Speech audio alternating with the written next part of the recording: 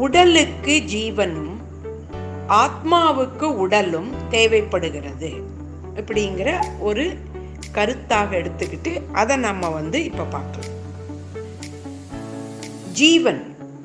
ஜீவன் என்பது என்னன்னு கேட்டீங்கன்னா, இந்த உயிரை தான் ஜீவன் சொல்றோம். இந்த உயிர் எப்படி உற்பத்தி ஆகுதுன்னு கேட்டீங்கன்னா, மேகத்திலிருந்து மழை பெய்யுது, மழை பூமியில படுது, பூமியிலிருந்து தாவரங்கள் உற்பத்தி ஆகுது, அந்த தாவரங்களிலிருந்து மனிதன் அதை உட்கொள்கிறான், அதை ஜீரணம் செய்து அவன் உயிர் சக்தியாக மாற்றுகிறான். அந்த உயிர் சக்தியை அதே போல ஒரு பெண்ணும் தன்னுடைய உயிர் சக்தியா மாத்துறா. அவங்க 2 பேரும் ஒன்று கலக்கும் போது புதிய ஜீவன் உற்பத்தி ஆகிறது.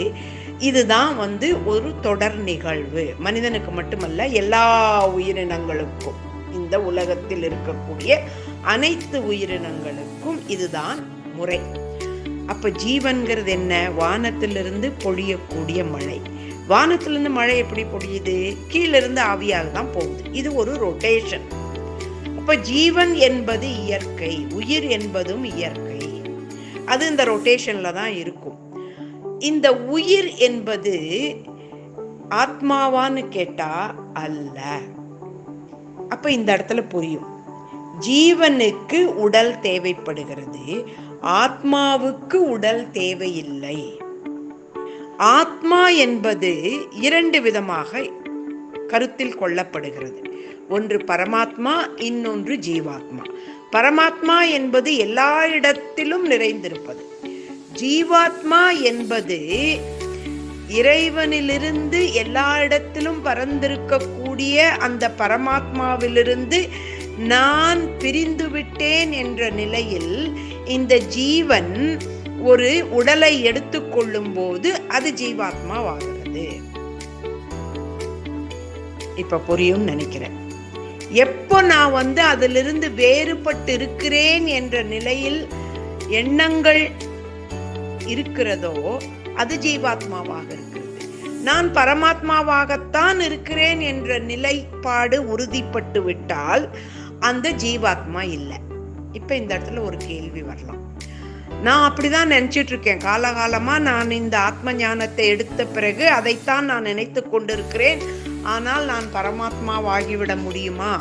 எனக்கு இன்னும் உடம்பு இருக்கே, எனக்கு இன்னும் ஜீவன் இருக்கே அப்படிங்கிற ஒரு கேள்வி உதயமாகும். அதாவது, நான் நினைத்து கொண்டால் போதுமா?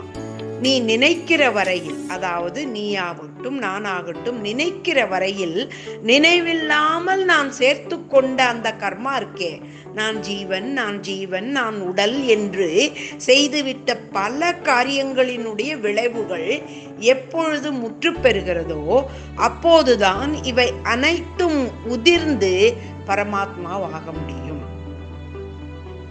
ஆத்மாவை எப்பவுமே ஜனங்க கன்ஃபியூஸ் பண்ணிக்கிறாங்க.